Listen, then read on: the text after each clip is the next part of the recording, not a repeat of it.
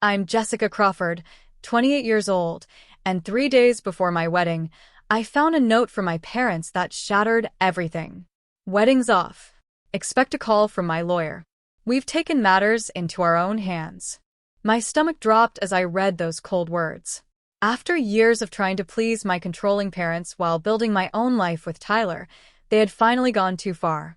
The perfect wedding they insisted on funding had become their weapon against me. I stood in our family home clutching that note, knowing I wouldn't argue or fight back. I had no idea that within 48 hours, everything would change in ways I never imagined.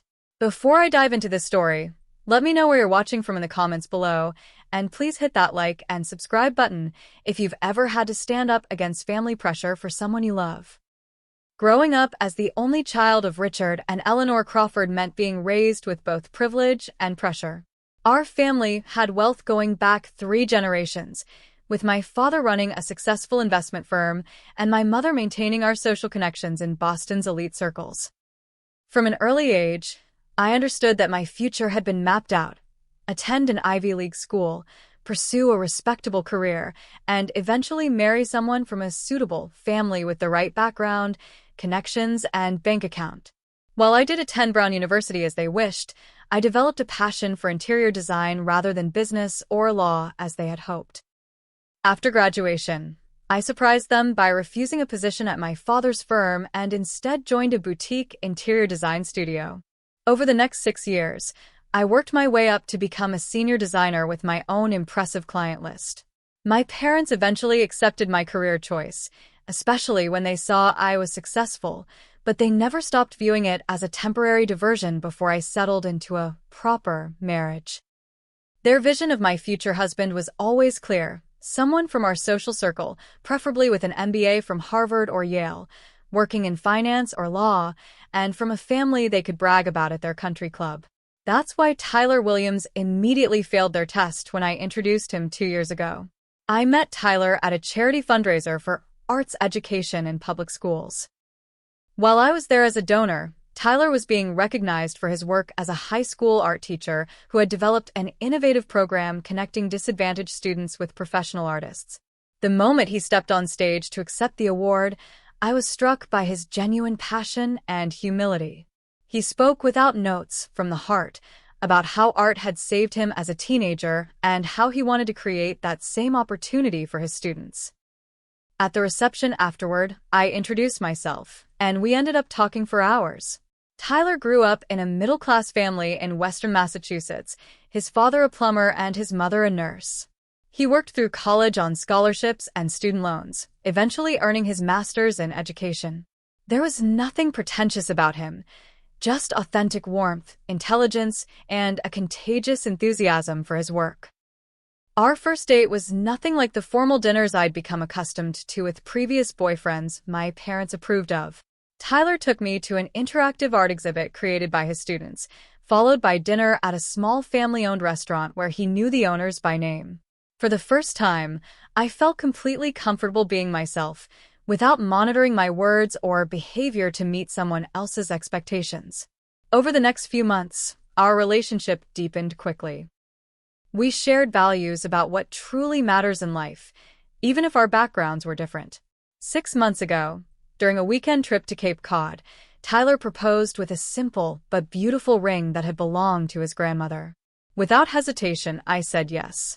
When I called my parents to share the news, their response was lukewarm at best. "That's wonderful, dear," my mother said with an unmistakable pause. "We should all have dinner soon to discuss the plans." That dinner became the first battleground in what would become a war over our wedding. My parents insisted on hosting and paying for an elaborate wedding at the Rosewood Estate, one of the most exclusive venues in New England. "It's what the Crawford family does," my father stated as if reciting a natural law. 300 guests minimum. Full orchestra. Top caterer. When I suggested a smaller, more intimate ceremony that better reflected Tyler and me, they acted as if I'd suggested getting married in a fast food restaurant. "What will people think?" my mother asked, genuinely distressed. The Harrington's daughter had 600 guests at her wedding last year. Tyler, wanting to make peace, suggested we compromise. It's important to Jessica that you're happy with the wedding, he told my parents. Maybe we can find middle ground.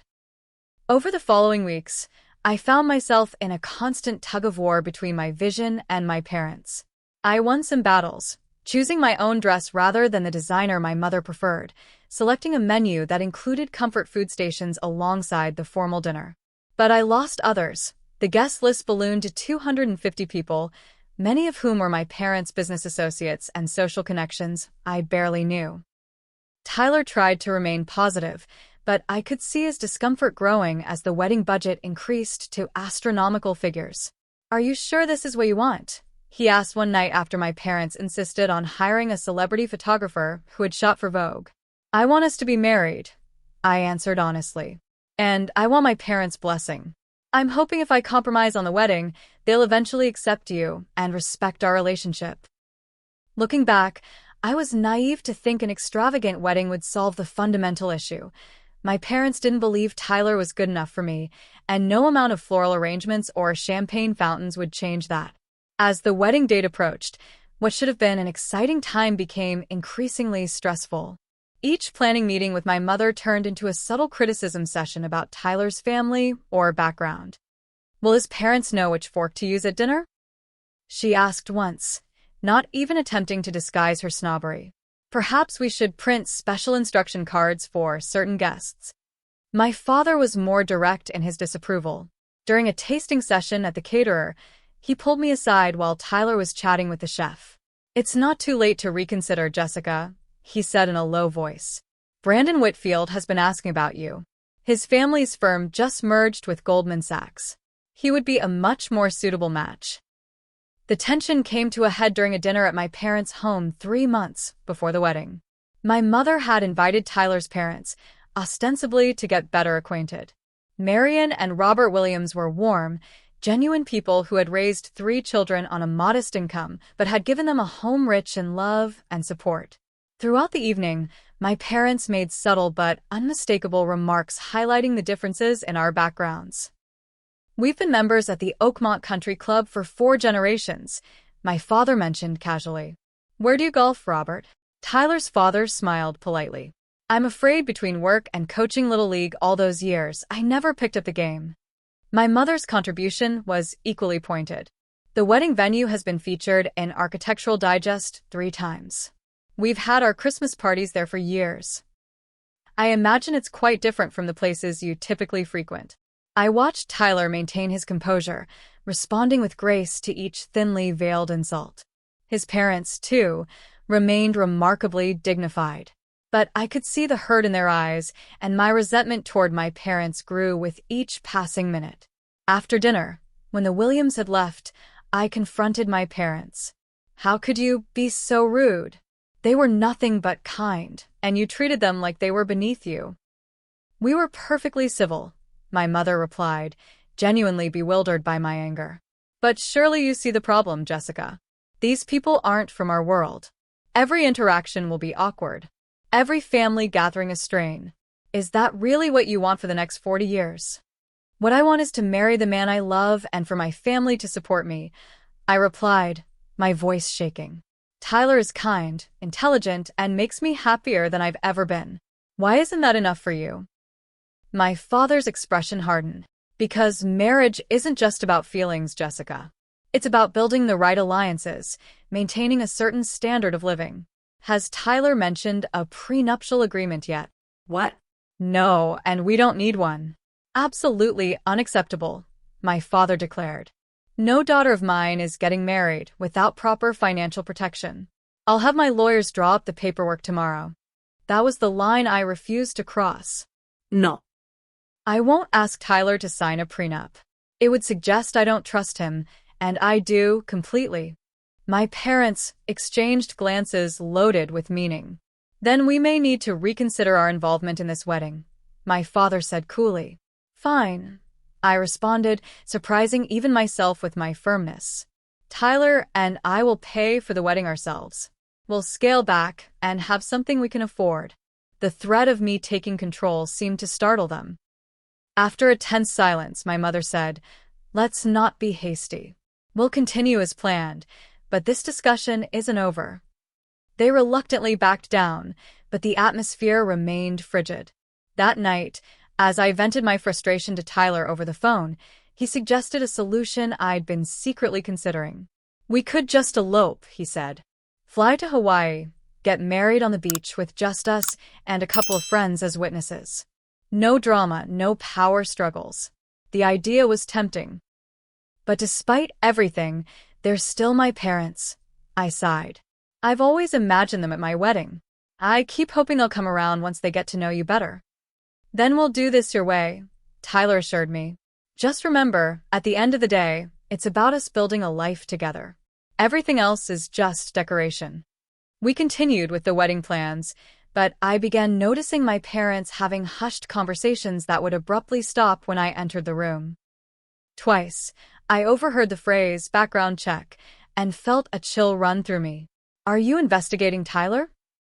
I confronted them one evening. My father looked offended. "Don't be ridiculous, Jessica. We're simply making sure all the wedding arrangements are properly vetted." I didn't believe him, but with only weeks until the wedding, I chose to focus on finalizing the details rather than fighting another battle I wasn't sure I could win. Looking back, that was my mistake, believing that my parents would respect my choice simply because I'd stood my ground. I underestimated just how far they would go to maintain control over my life. 1 week before our wedding, I returned home early for my final dress fitting. The alterations had been completed faster than expected, and I was in high spirits, finally feeling the excitement that had been overshadowed by family tension. Walking into my parents' house, where I'd been staying to facilitate last-minute wedding preparations, I heard voices coming from my father's home office. Thinking it might be the wedding planner, I approached the partially open door. "So there's nothing more substantial we can use?" I heard my father ask. A voice I didn't recognize replied, "The financial issues are mostly student loans, typical for someone in education. As for the relationship timeline, it's ambiguous enough that it depends how you interpret it." My mother's voice chimed in, but there was definitely overlap. That's what matters. My blood running cold, I pushed the door open fully. Inside, my parents sat across from a man in a gray suit, multiple folders spread across my father's desk along with photographs I couldn't clearly see. "What is this?" I demanded, though I already knew. The stranger quickly gathered the materials while my parents exchanged alarmed glances. My father recovered first, dismissing the man with a quick nod. After he left, my father tried to take control of the narrative. "Jessica, please understand, we're only looking out for your best interests. As your parents, we needed to be certain about the man you're planning to marry. You hired a private investigator?" The betrayal felt physical, like a blow to my chest. "How dare you invade Tyler's privacy and mine this way?" My mother attempted to justify their actions. "Darling, this is standard procedure for families in our position. Your great-aunt Beatrice had a complete dossier compiled on your father before they allowed their engagement to proceed. This isn't the 1950s, Mother. And I'm not asking for your permission to get married. I'm an adult making my own choice about my life partner." My father's expression hardened. "A choice you may be making without all the relevant information. Tyler Williams is not who you think he is." "What are you talking about?" "For one thing, he's in significant debt," my father stated. I laughed incredulously. "You mean his student loans?" "He's told me all about them. We've discussed our finances openly, which is more than I can say for how you've approached this relationship." "It's not just that," my mother interjected. "Jessica, he was seeing another woman when you first started dating." The accusation hit me like a bucket of ice water. "That's not true. Tyler would have told me." My father pulled a photograph from one of the folders and handed it to me. It showed Tyler with his arm around a blonde woman, both smiling at the camera. "This was taken 3 weeks after your first date. Her name is Allison Parker. They dated for almost a year before he met you." I stared at the photo, mind racing to make sense of this new information. Tyler had mentioned an ex-girlfriend named Allison, but he'd said their relationship had ended before we met. "There's more," my mother said, her voice gentler now that they'd landed a blow. They attended her brother's wedding together while you and Tyler were already dating. They showed me more photos. Tyler in a suit at what appeared to be a wedding reception, the same woman by his side. The timestamp showed a date about 3 weeks after Tyler and I had met. I left my parents' house in a daze, the photographs tucked into my purse. Rather than confronting Tyler immediately, I drove around for hours, trying to process my feelings. Tyler had always been so honest and straightforward. It seemed impossible he would hide something like this from me. Yet the evidence seemed clear. That evening, when Tyler came over to my apartment, I placed the photos on the coffee table without saying a word. His face fell as he recognized them. "Where did you get these?" "My parents hired someone to investigate you," I said, my voice surprisingly steady. "They showed me these today. You told me you and Allison broke up before you met me." Tyler sat heavily on the couch, running his hands through his hair. "Jess, it wasn't like that." "Yes, technically Allison and I were still seeing each other when I first met you, but we were already in the process of breaking up. We'd been having problems for months." "So you were dating us both at the same time?" The thought made me nauseous. "No, I mean there was a brief overlap, but nothing inappropriate happened. After I met you at that fundraiser, I knew something special was happening between us. I ended things with Allison officially the next week." "Then why are you at a wedding with her 3 weeks after our first date?" Tyler looked pained. "Her brother was one of my closest friends from college. I'd RSVP'd to that wedding months in advance, and Allison and I agreed to attend together as friends to avoid drama at her brother's wedding. I should have told you about it, but it felt like ancient history by the time we got serious, and honestly, I was afraid you'd misinterpret it exactly the way you are now." Part of me wanted to believe him immediately. His explanation made logical sense, and the timeline matched what I knew about the early days of our relationship. We hadn't been exclusive right away. We'd only had 2 dates before the date on those wedding photos. But another part of me felt deeply hurt that he'd kept this from me. "You should have told me, Tyler. Finding out from my parents like this, it makes it seem like you were hiding something worse." "I know," he admitted. "I made a mistake by not being completely transparent. But Jessica, I promise you there was no cheating, no betrayal. By our 3rd date, Allison and I were completely done, and I was already falling for you. I needed space to think. I believe your explanation, but I'm still upset you weren't honest with me. I think I need some time alone tonight." Tyler looked devastated but nodded. "I understand. Just please know that I love you, and there's nothing else I've kept from you. Your parents are trying to find any reason to break us up. Please don't let them succeed over something that happened 2 years ago, before we were even really together." After Tyler left, I called my friend Amber and asked if I could stay at her place for a day or 2. I needed neutral territory to sort through my feelings, away from both Tyler's earnest explanations and my parents' manipulations. Amber welcomed me, without judgment. "Whatever you decide, I'm here for you," she assured me. Over the next 2 days, my parents called constantly, leaving voicemails urging me to cancel the wedding. "It's not too late to back out gracefully," my mother insisted. "People will understand. We can issue a statement about mutual differences." I let their calls go to voicemail while I reflected on my relationship with Tyler.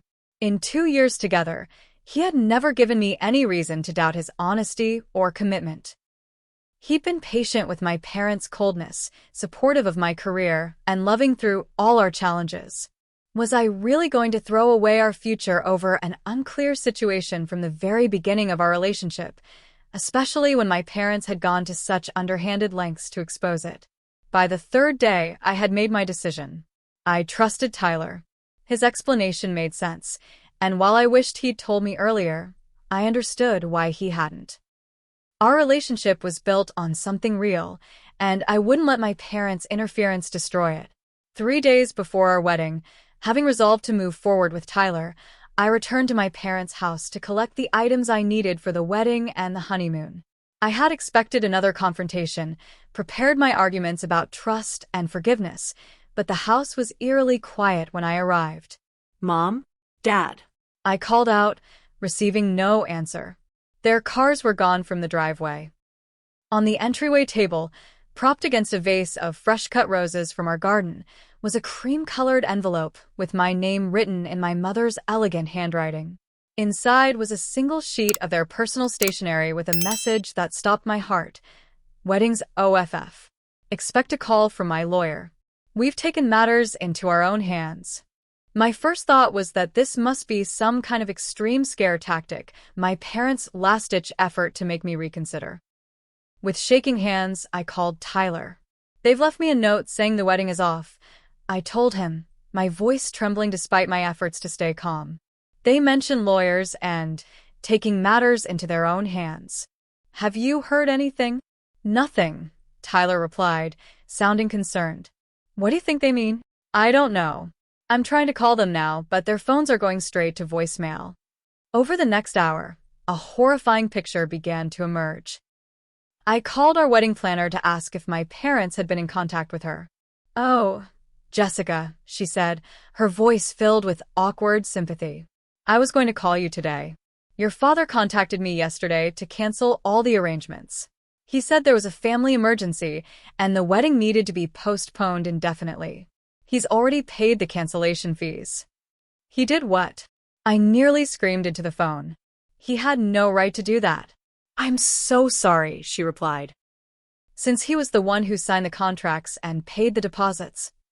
One by one, I called our vendors, the caterer, the florist, the photographer, and received the same response.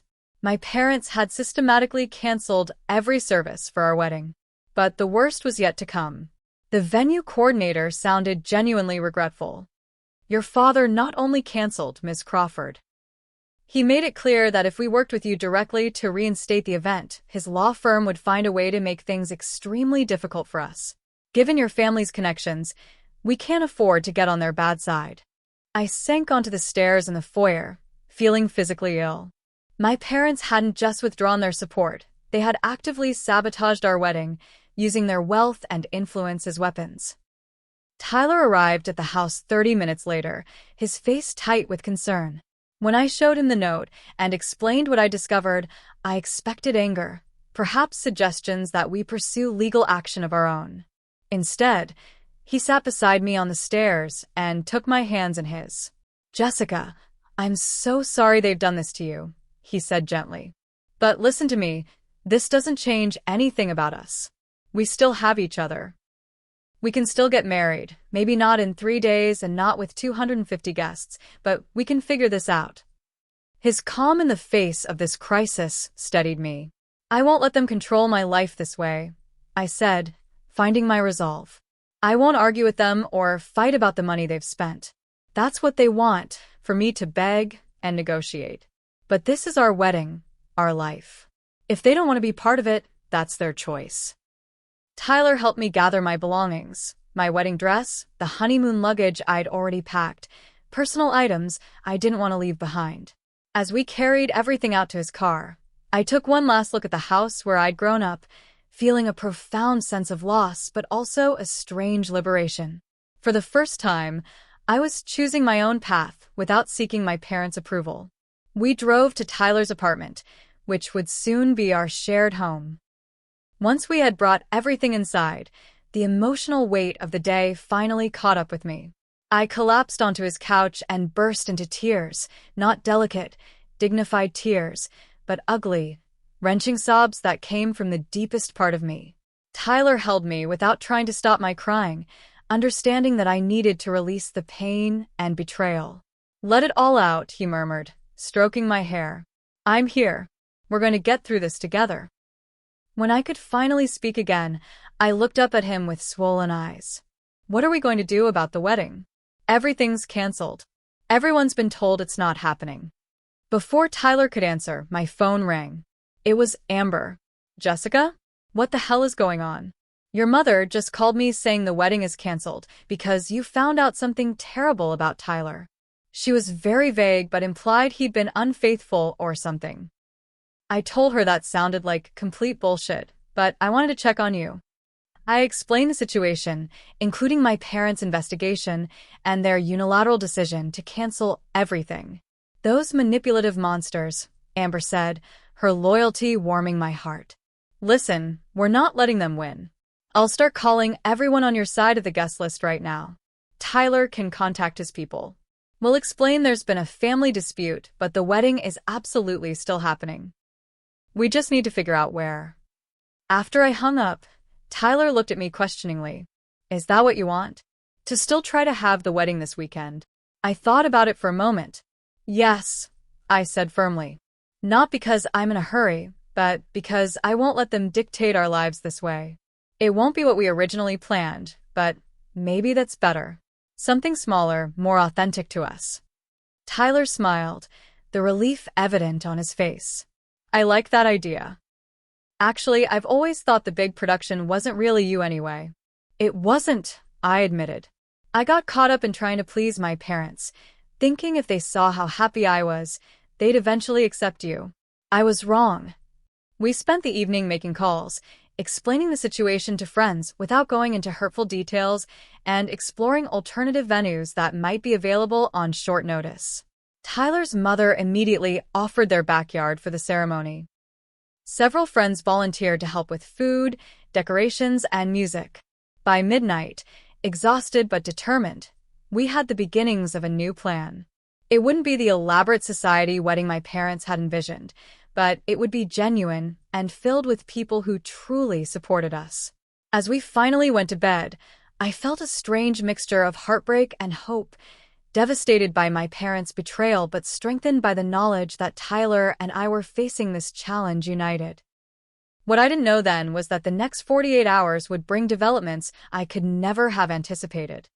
The next morning, just as I was making coffee in Tyler's kitchen, my phone rang with an unfamiliar number. Against my better judgment, I answered. Jessica Crawford? This is Jonathan Blackwell from Blackwell, Stern and Associates. I represent your parents, Richard and Eleanor Crawford. I'm calling to discuss the legal implications of your current situation. My hands tightened around the phone. What legal implications? I'm an adult choosing to get married. There's nothing to discuss. The lawyer's voice remained professionally detached. I'm afraid it's not that simple, Miss Crawford. Your parents have instructed me to inform you that they are taking steps to protect family assets. The trust fund established for you has conditions regarding marriage that you may not be aware of. What conditions? I've never been told about any conditions. My trust fund had been established by my grandparents when I was born, set to fully mature when I turned 30 or when I got married, whichever came first. There's a clause allowing the trustees, your parents, to withhold distribution if the marriage is deemed unsuitable.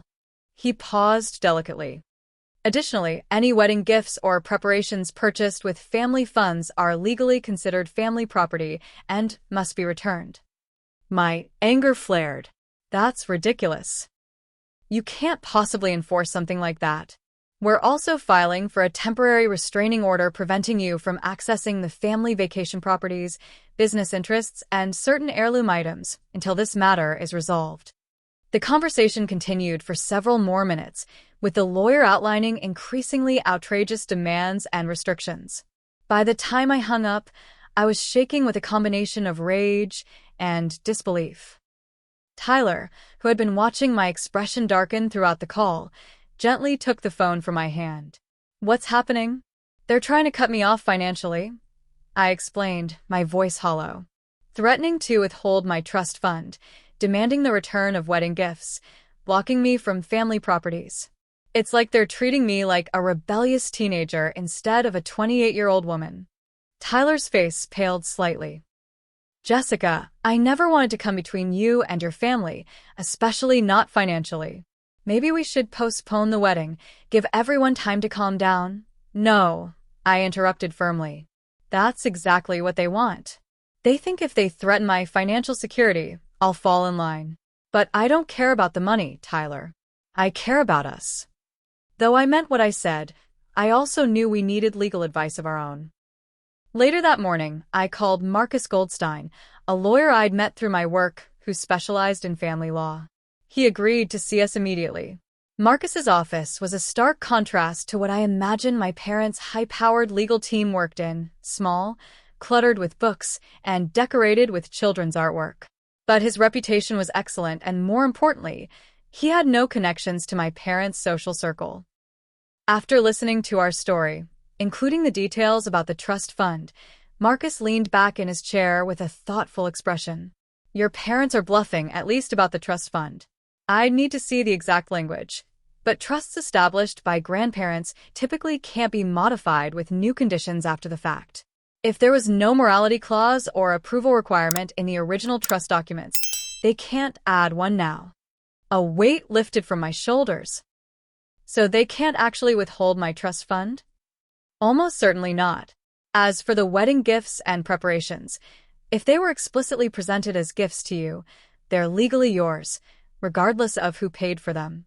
The restraining order regarding properties depends on ownership structure, but it's likely just another intimidation tactic. Tyler, who had been quiet during much of the consultation, finally spoke up. What should we do next?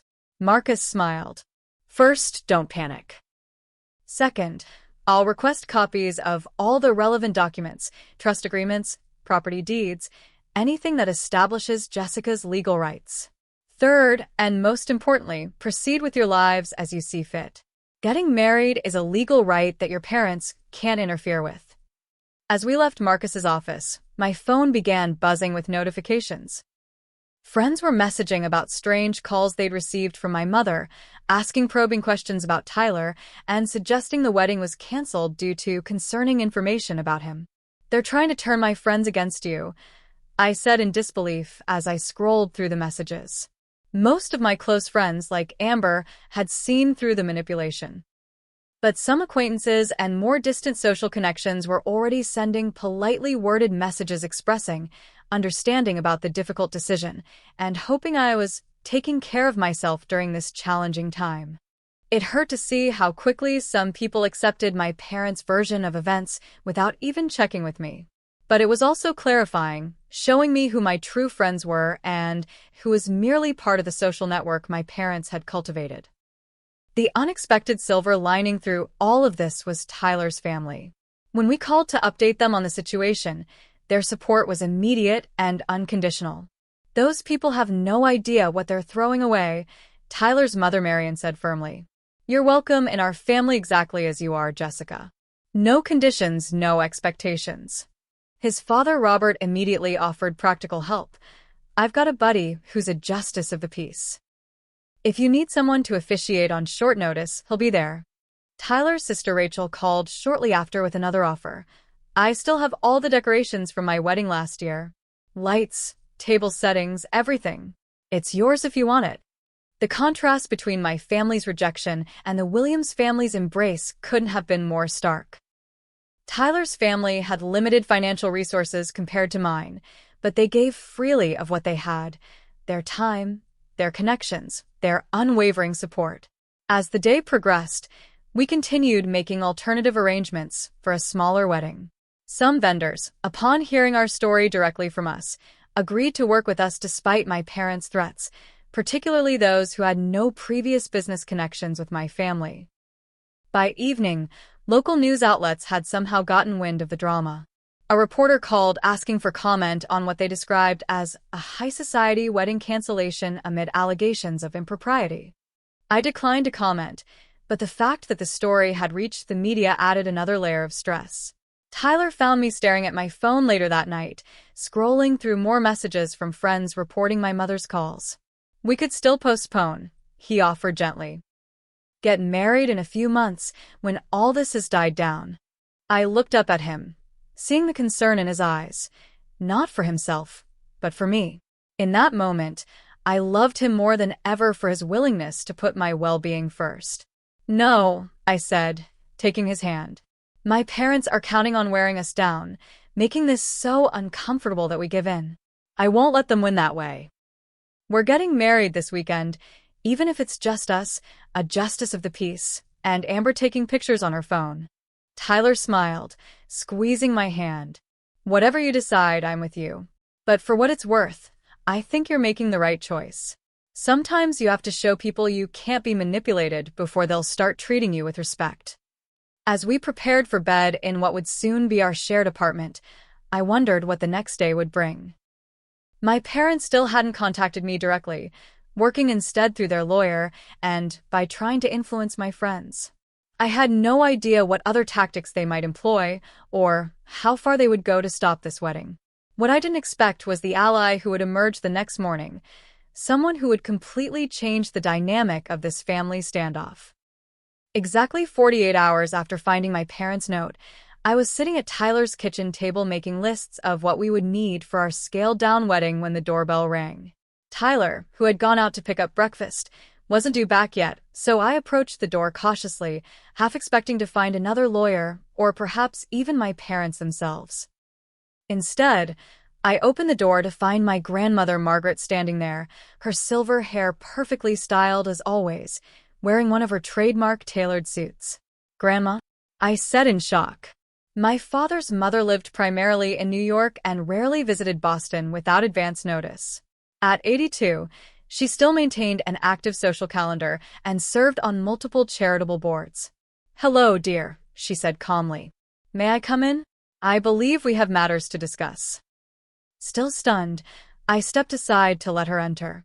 Grandmother Margaret had always been kind to me, but she was also a formidable woman who had navigated Boston's high society for decades with grace and steel. I had no idea which side of this family dispute she would take. She surveyed Tyler's modest apartment with interest rather than judgment. "So this is where you'll be living? It has good bones. Excellent light in this room." "Grandma," I said, finding my voice. "How did you know I was here? Did my parents send you?" She laughed, a surprisingly youthful sound from such an elegant older woman. "Your parents have no idea I'm here. In fact, they'd be quite upset if they knew." She settled herself on Tyler's couch and patted the space beside her. "Sit down, Jessica. I think it's time you heard some family history." I sat, bracing myself for whatever was coming. Grandmother Margaret took both my hands in hers, her grip surprisingly strong. "First, let me say that I am deeply disappointed in how your parents have handled this situation. Their behavior is shameful and does not reflect the values I thought I had instilled in your father." Relief washed over me. "Then you don't agree with what they're doing?" "Certainly not. But I'm not entirely surprised either. You see, Jessica, history is repeating itself in our family. 60 years ago, I was in a position very similar to yours. This was news to me. I'd always known my grandparents as the perfect society couple, their marriage apparently arranged from within their social circle. Your grandfather Harrison came from the right family, attended the right schools, and moved in the right circles," Grandmother continued. "But he wasn't my first choice. Before him, I fell in love with a young architect named Daniel. Brilliant, creative, from a middle-class family in Philadelphia. My parents were horrified." "What happened?" I asked, fascinated by this revelation. "My parents did exactly what Richard and Eleanor are doing to you. They threatened to cut me off, canceled my engagement party, and spread rumors about Daniel's character. And I—" She paused, a flash of old regret crossing her face. "I gave in. I broke things off with Daniel and married Harrison 3 months later." "Were you unhappy with Grandpa?" "I had always seen them as content together. Harrison and I built a good life. We developed respect and affection for each other over time. But I never felt with him what you clearly feel for Tyler, that spark, that sense of true partnership. I don't want you to make the same compromise I did, especially not because of pressure from your parents." She reached into her handbag and pulled out an envelope. "Which brings me to why I'm here. Your parents seem to have forgotten who established that trust fund they're threatening to withhold." I looked at her in confusion. "I thought my grandparents on both sides contributed to it." "Indeed we did. And while your mother's parents are no longer with us, I am very much alive and still a co-trustee. I've spent the morning with my lawyer reviewing the documents. Your parents have absolutely no legal right to withhold your trust based on their disapproval of your marriage. None whatsoever." She handed me the envelope. "This is a letter from my attorney confirming your rights to the trust, regardless of whom you marry. I've also instructed him to proceed with the transfer of your portion of the trust to accounts solely in your name, which should have been done when you got engaged anyway." I stared at the envelope, hardly able to believe what I was hearing. "Grandma, I don't know what to say." "You don't need to say anything, dear. But that's not all I've done this morning. A small, satisfied smile played at her lips. I've also had some conversations with the management at the Rosewood estate and several of your vendors. It seems my name still carries some weight in this town, particularly with people who appreciate the charitable donations I've made to their children's education funds over the years. The doorbell rang again, and this time it was a courier with an envelope addressed to me. I opened it to find a letter from the Rosewood estate. Dear M.S. Crawford, we are pleased to confirm that your wedding reservation for this Saturday has been reinstated as originally planned. We apologize for any confusion and look forward to hosting your special day. Sincerely, the management, Grandma, I gasped. How did you do this? Her eyes twinkled. Let's just say I reminded certain people that the Crawford family name doesn't belong exclusively to your parents, and that my influence extends to areas they might not have considered. More importantly, I pointed out that bowing to intimidation tactics sets a terrible precedent for any business. Throughout the morning, similar messages arrived from the caterer, the florist, and other vendors, all confirming that our original arrangements had been reinstated. My phone began buzzing with calls from friends who had received new information clarifying that the wedding was indeed proceeding as planned. When Tyler returned and I introduced him to my grandmother, she studied him with keen eyes before nodding approvingly. I can see why Jessica chose you. You have integrity in your face, young man. Tyler, who had heard enough about the formidable Margaret Crawford to be slightly nervous, relaxed visibly at her acceptance. Thank you for supporting us, Mrs. Crawford. It means more than I can say. Call me Margaret, she replied warmly. And I haven't done anything extraordinary. I've simply ensured that my granddaughter can make her own choices, as every adult should be allowed to do. Over lunch, Grandmother shared more about her own experience and offered wisdom about navigating family conflict. Your parents are acting from fear, she explained. Fear that you're rejecting their values, fear of change, fear of losing control. It doesn't excuse their behavior, but understanding it might help you find a path forward eventually. Do you think they'll ever accept Tyler? I asked, voicing my deepest concern. Time will tell. Your parents are stubborn, but they do love you in their way. Once they see they can't control your choices, they'll have to decide whether their pride is worth losing their daughter. As afternoon approached, Grandmother prepared to leave. I've arranged to stay at the Four Seasons until after the wedding, she informed us. I assume I'm still invited? Of course, I said, hugging her tightly. Would you consider walking me down the aisle? Since my father won't be there? Tears glistened in her eyes, the first time I'd ever seen my composed grandmother cry.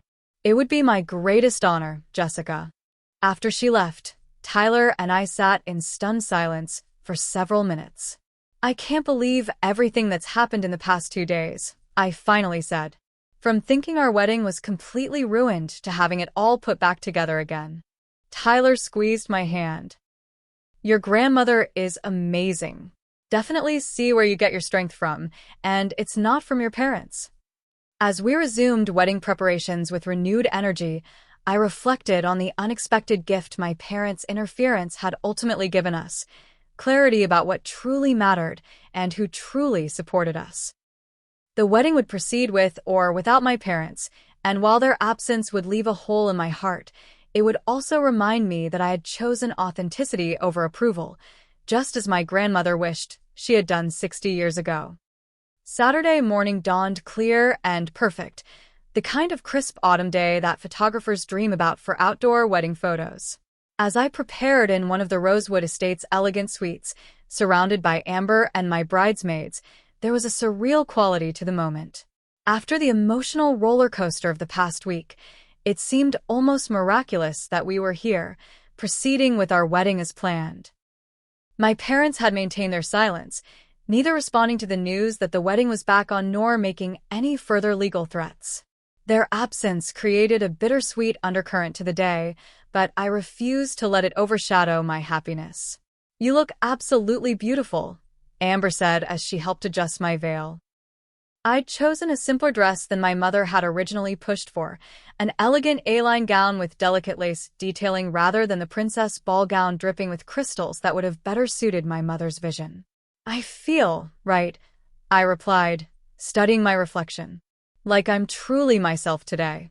A knock at the door revealed my grandmother, resplendent in a silver-blue ensemble that complemented her eyes.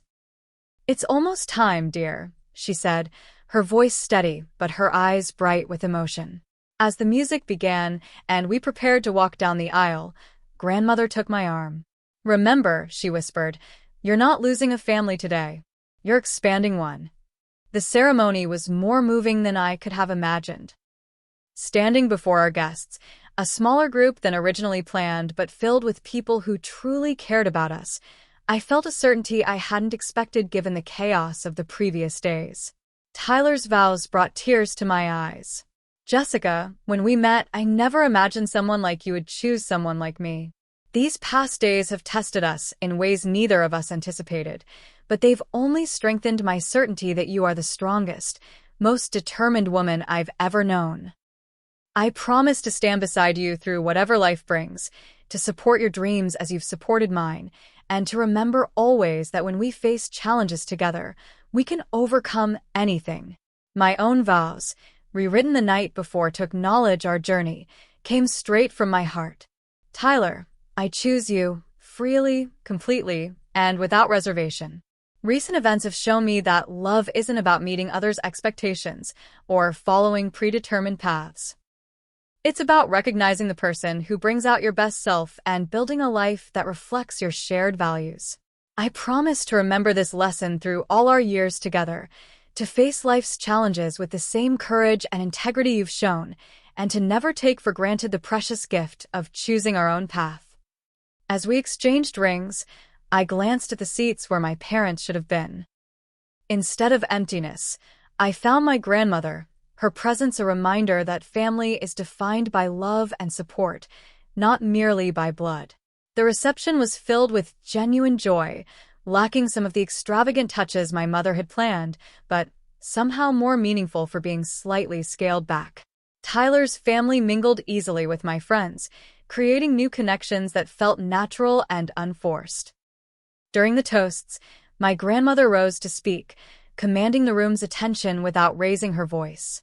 "Marriage," she began, "is not merely a social arrangement or an economic partnership, though many in our circles have treated it as such for generations.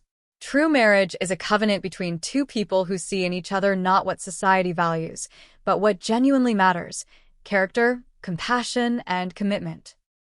Jessica and Tyler have demonstrated all three qualities, not just in their relationship with each other, but in how they've handled the obstacles placed in their path. May their union remind us all that the most valuable family traditions are not those that restrict us to narrow paths, but those that give us the courage to forge our own. Her words seemed to hang in the air, a gentle rebuke to the values my parents had prioritized, and a blessing on the new family Tyler and I were creating. As the evening progressed, I received an unexpected message, a formal note delivered by courier. The handwriting was my mother's, the message brief and cold. "We stand by our position that this marriage is a mistake. When you're ready to discuss this rationally, you know how to reach us." Mother and father, no congratulations, no well wishes, just a reaffirmation of their disapproval. I showed the note to Tyler, who simply folded it and put it away. "They'll either come around or they won't," he said gently. "Either way, we'll be okay." In that moment, surrounded by people who genuinely celebrated our happiness, my parents' absence hurt less than I might have expected. Their rejection was their choice, and for the first time, I fully accepted that I couldn't control their reactions, only my own. The weeks following our wedding brought both challenges and unexpected developments. True to her word, my grandmother ensured my trust fund was transferred to accounts in my name alone. Tyler and I moved forward with our lives, settling into our apartment and returning to our respective careers. About a month after the wedding, I received a text from my father, the first direct communication since the note. "Your mother and I would like to meet for lunch next week. Just to talk." The meeting was tense and awkward. My parents made no apologies for their behavior, but seemed to be testing whether reconciliation was possible. I set clear boundaries. "I love you both, but I will not tolerate any disrespect toward Tyler or his family. If you want to be part of our lives, you need to accept my choice of husband." My father, ever the businessman, seemed to approach the situation as a negotiation. "We may not agree with your decision, Jessica, but we recognize it's been made. Perhaps we can find a workable arrangement." It wasn't the warm embrace of Tyler I'd hoped for, but it was a start. Over the following months, our relationship slowly began to thaw. My parents made stilted efforts to be civil to Tyler, who responded with more grace than they deserved. The first dinner with both families was an exercise in polite restraint, with my grandmother acting as a buffer between the still disapproving Crawfords and the understandably wary Williams family. The true turning point came 6 months after our wedding. Tyler's art program received a prestigious grant, and his work was featured in a national education magazine. My father, reading the article, made his first genuinely positive comment about my husband. "He seems quite dedicated to his students." That's admirable. It was a small acknowledgement, but it represented a shift in perspective, the beginning of seeing Tyler as a person of value rather than an unsuitable match. Building a healthy relationship with my parents remains a work in progress. There are still moments of tension, still occasions when old patterns emerge. But I've learned to maintain firm boundaries while leaving the door open for growth and change. The experience transformed me in ways I never expected. The people-pleaser who had tried for years to balance her own desires with her parents' expectations was replaced by a woman who understood her own worth and the importance of making choices based on authentic values rather than external approval. My relationship with Tyler deepened through the crisis we weathered together. Facing such significant opposition before we even married gave us confidence that we could handle whatever challenges life might bring. His steadfast support through the conflict showed me the true meaning of partnership in ways theoretical discussions never could. Perhaps most surprisingly, I developed a new appreciation for family legacy, not the superficial version my parents had tried to enforce, but the deeper values my grandmother embodied: courage, integrity, and the wisdom to recognize what truly matters in life. As I reflect on our journey, I'm grateful for the crisis that nearly derailed our wedding. Without that challenge, I might never have discovered my own strength or fully appreciated the genuine support system we had built. I might have continued seeking my parents' approval rather than finding my own path. The note my parents left me, "Wedding's off. Expect a call from my lawyer," was intended to control and manipulate. Instead, it became the catalyst for my liberation from patterns that had constrained me for years. Those 48 hours between finding the note and my grandmother's intervention were among the most painful of my life, but they led to a clarity and confidence I might otherwise never have found. To anyone facing similar family pressures or trying to balance personal authenticity with family expectations, I would say this: stand firm for what matters most to you. The path may be difficult, the conflicts painful, but the freedom to build a life based on your true values is worth every moment of struggle. Thank you for listening to my story. I'd love to know if you've ever had to stand up to family pressure for someone or something you believed in. How did you handle it, and what did you learn from the experience? Please share your thoughts in the comments below, and if this story resonated with you, hit that like button and subscribe to hear more real-life experiences. And remember, sometimes the most painful notes can lead to the most beautiful symphonies. You just have to be brave enough to play your own music.